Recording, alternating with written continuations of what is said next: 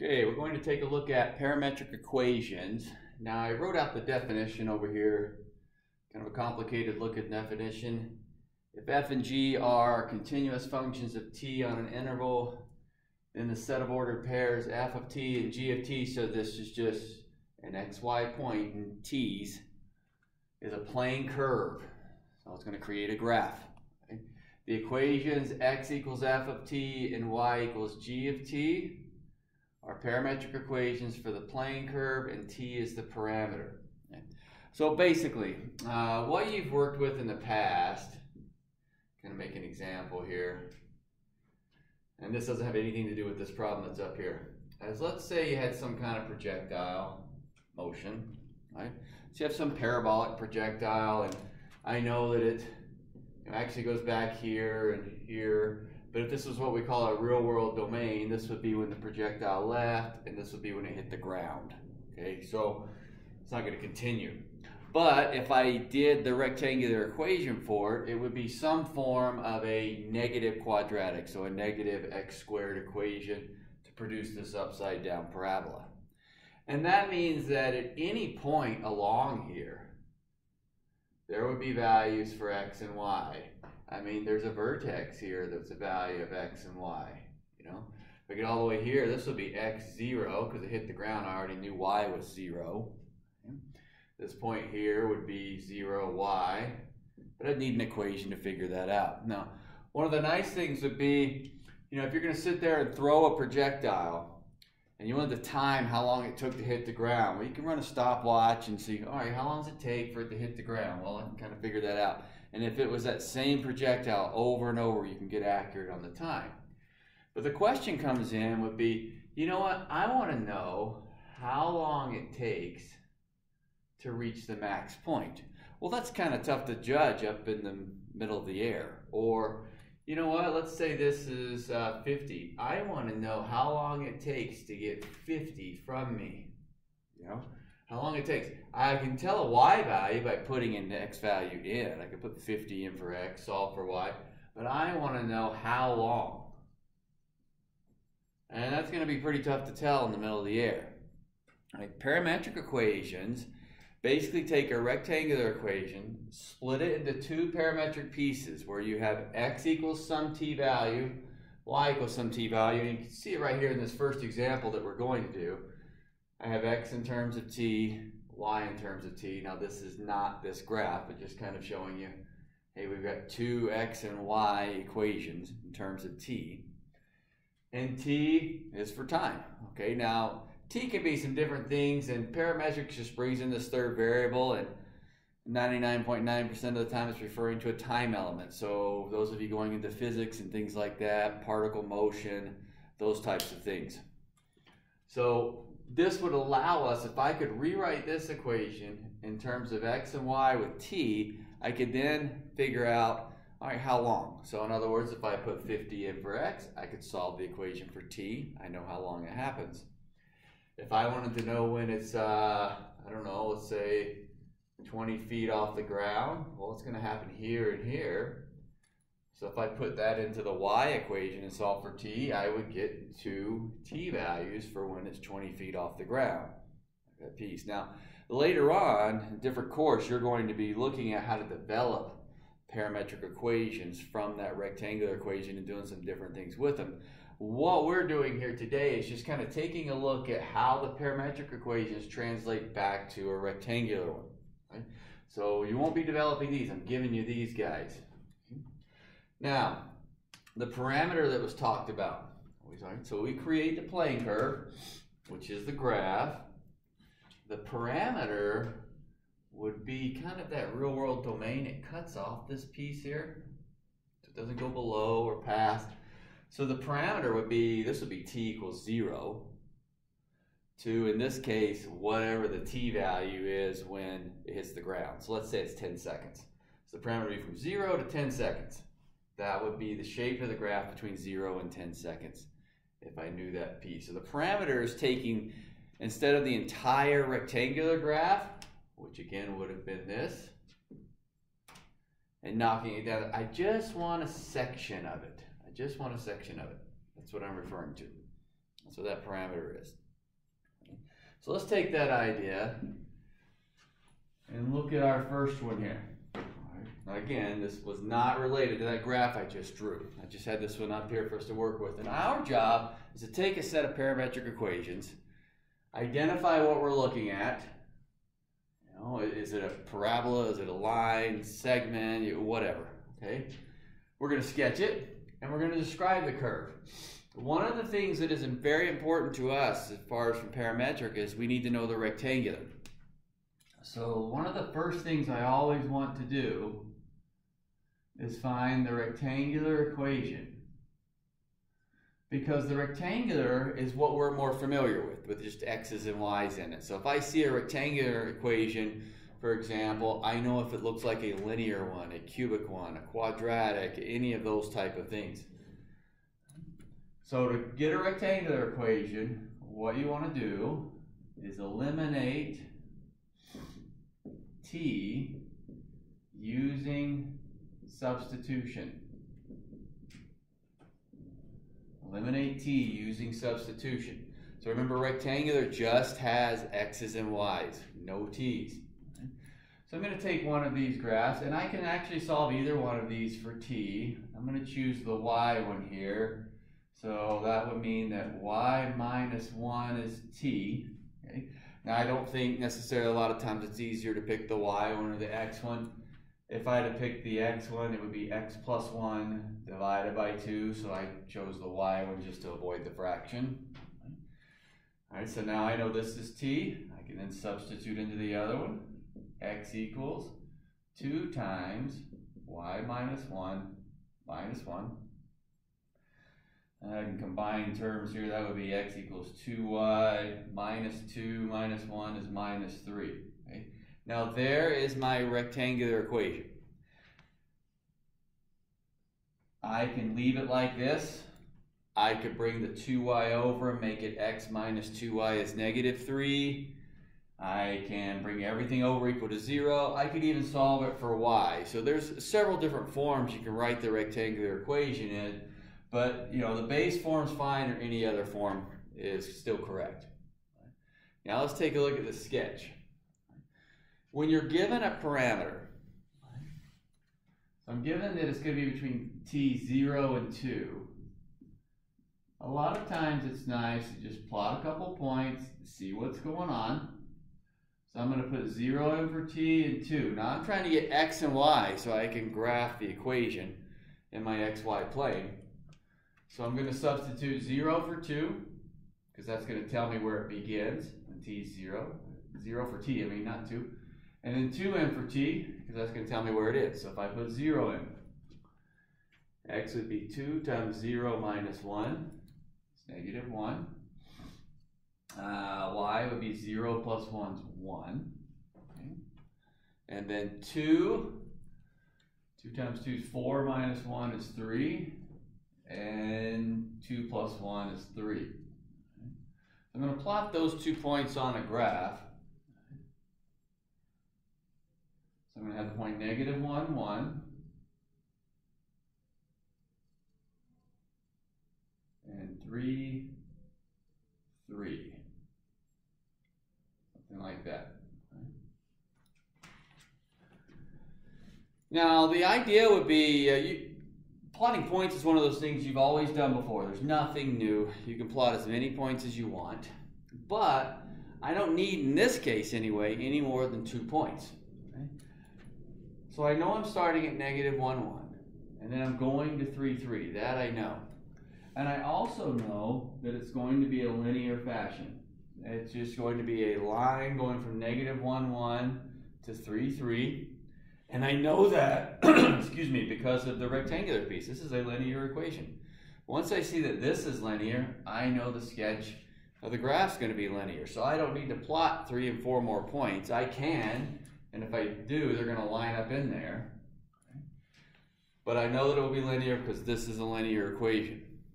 The last thing that we need to do is get a direction on there. Parametric equations will have an arrow on them indicating the direction it's moving. Now, how do I know it's moving left to right and not right to left? Simply what I was talking about here. It starts when t is 0. It ends when t is 2. So it's starting at this point, moving to that point 3, 3, so that gives me the direction. So we've been talking about the description all along. The description would just simply be, it's a line segment moving from -1, 1 to 3, 3 for that piece. So that's what these two parametric equations represent within this parameter. If I extend that parameter, what it's going to do is just extend that segment, that piece. Okay. Let me get a couple of others up here. Okay, let's get a couple other different looks with our parametric equations. The first one here, well actually number 2, I've got x equals 2 sine t squared, y equals 2 sine t, and we're locked in the parameter of 0 to pi halves. Okay. So I'll start again with that rectangular. So remember the rectangular, we want to eliminate t. Now both of these are sines, so that kind of helps a little bit here. I can actually solve the y one and make that sine t equals y over 2. Now I don't need, in this particular case anyway, to go further and make t equal to the sine inverse of y over 2 because I'm going to be substituting for a sine up here anyway. So since sine is y over 2, then x would be 2 times y over 2 squared. I can simplify that a little bit, but I just put y over 2 in for sine. I knew it was going to be squared. If I simplify it, I'd have x equals, let's see, this would be y squared over 4 and 2, so that'd be just with 2. X equals y squared over 2. Okay? And again, this is a satisfactory rectangular equation. We could see it in different forms. You could bring the 2 over, y squared equals 2x. You could square root and get y as a plus or minus function. Any of those forms are fine. But this is going to help me with my drawing. Now this guy. Well, let's kind of start taking a look at the drawing. If I take a look at the drawing, I said before, you know, I want to know what's happening at the beginning and the end. So it's beginning when t's 0. My sketch is ending when t's pi halves. So let's take a look at 0. Sine of 0 is 0. Squared still 0. Times 2 still 0. Sine of 0, 0 times 2 still 0. Pi halves. Sine of pi halves is 1. Squared is still 1. Times 2 is 2. Sine of pi halves is 1. Times 2 is 2. I'm going to plot those 2 points. There's my 0, 0. And 1, 2, 1, 2. There's my 2, 2. Now I'm going to do my sketch. And this is where the rectangular can help me. A y squared graph. This is a y squared positive. That tells me the graph is going to look something like this. It's going to have an arc to it going up there. Now the way that I know that, I see this y squared positive. And in your mind, when you see a y squared positive graph, unless it's been moved left or right or up or down, which this one has not, it's got a vertex at 0, 0, it's a parabola that opens to the right. Okay? But I only wanted the section of the graph between these 2 points. So instead of the entire parabola opening to the right, that's what was taking this off and that, leaving me with that piece. So if I extended this parameter, then I would want more of that parabolic function. Again, we need the direction.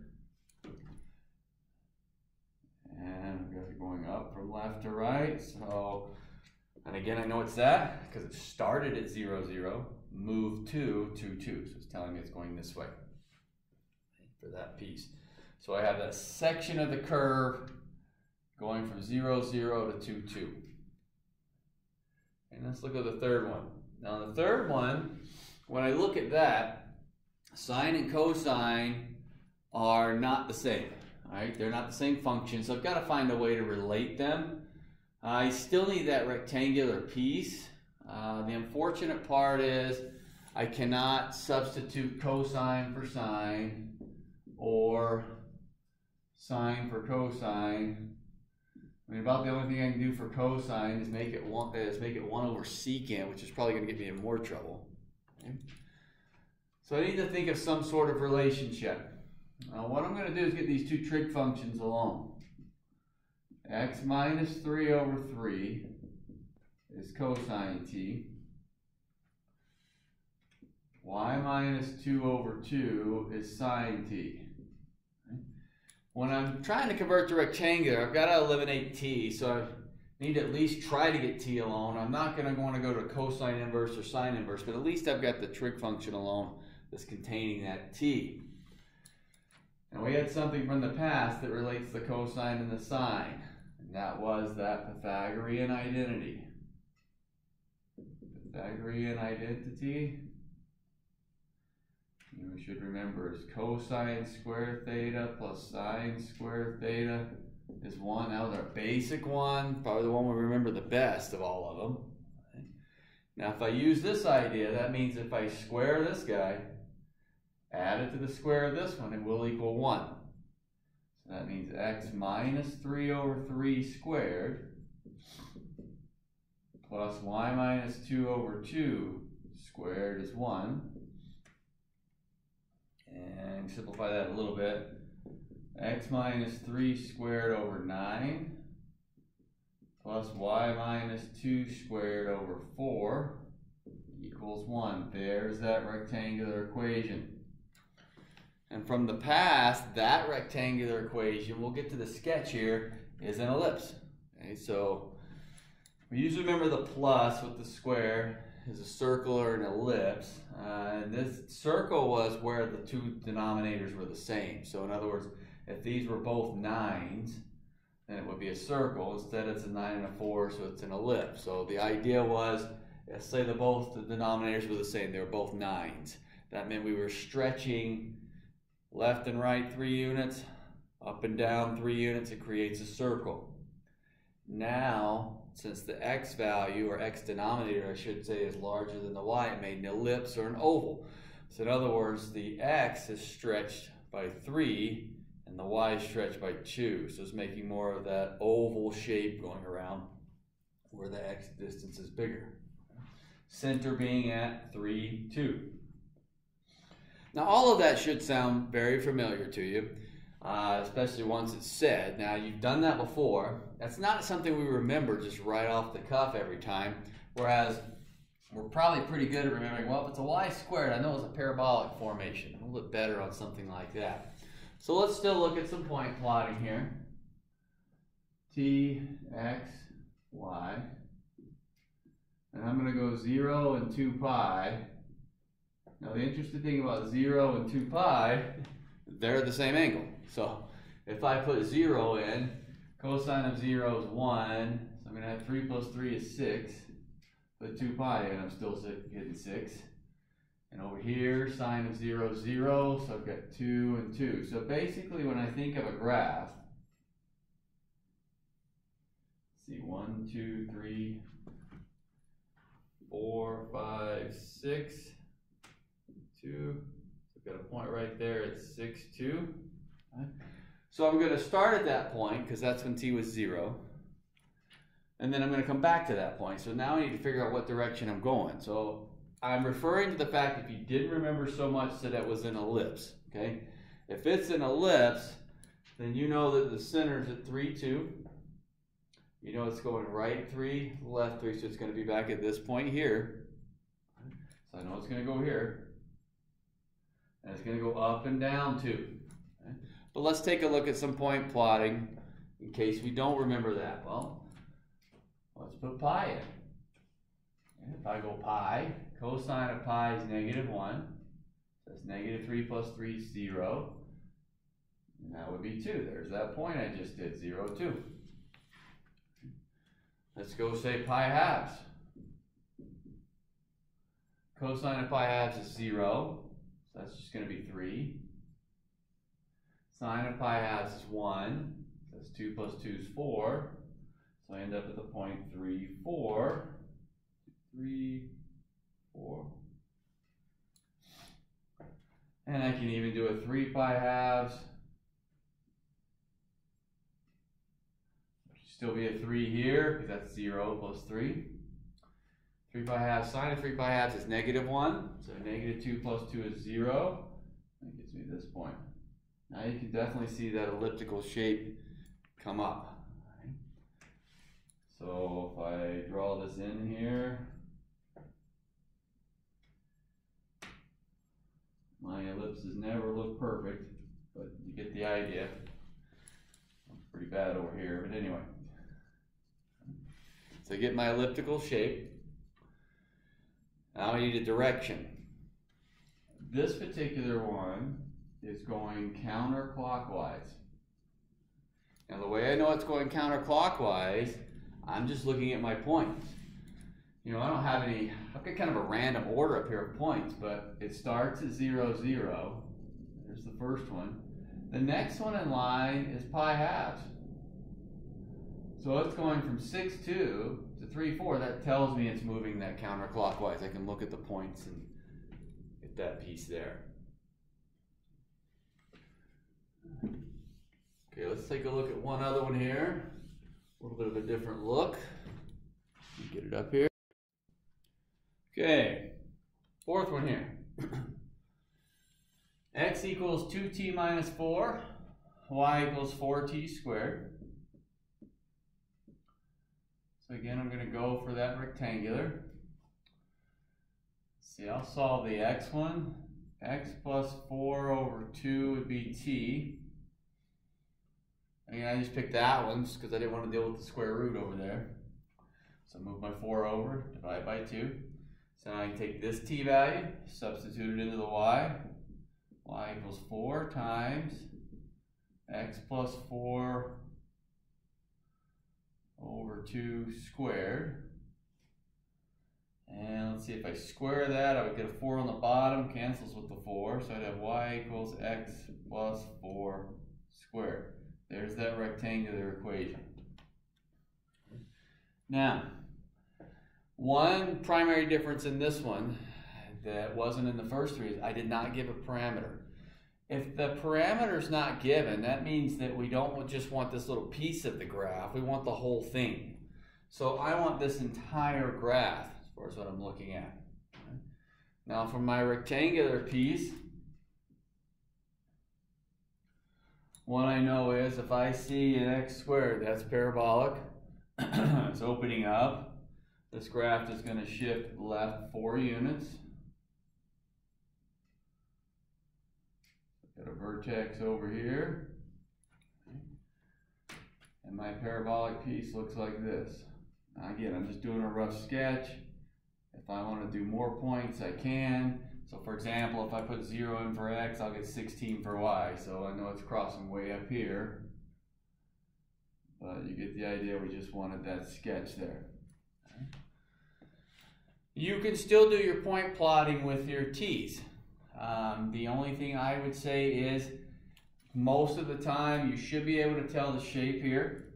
Okay, you can plot points from here. I know I need the whole graph, but the t's are still what's going to give me the direction. Okay. So I'm going to take a look at a couple of points. Make my little chart here, t, x, and y. And a lot of times it's like, well, wait a minute.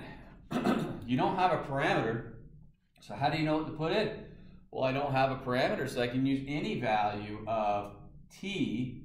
So I'm going to pick something that's nice and simple. I'll go with 0. Well, if I put 0 in, I get -4, 0, and that does give me the point I already have.